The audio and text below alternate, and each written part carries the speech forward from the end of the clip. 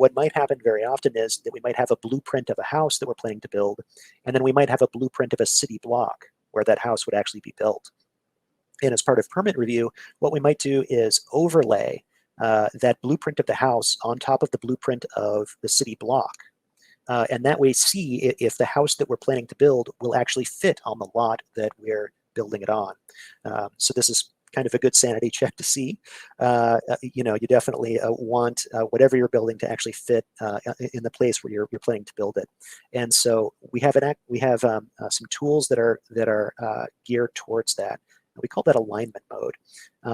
And in alignment mode, what you can do is draw an arrow on each of these two blueprints. So let me just get rid of that one, actually.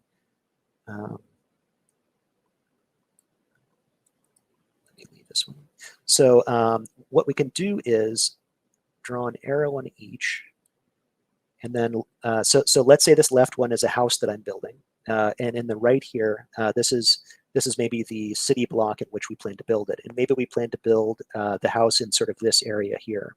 So what I can do is draw a second arrow along here, sort of showing where that house would be built.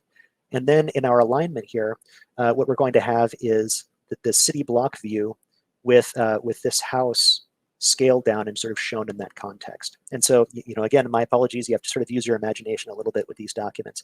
But you can imagine that this helps us see kind of each drawing in context and how they relate to each other at the correct scale. And that can, just as with the other measurement tools and the other tools that we're talking about, help make sure that everyone's on the same page, is building everything correctly, and that errors in construction are really minimized.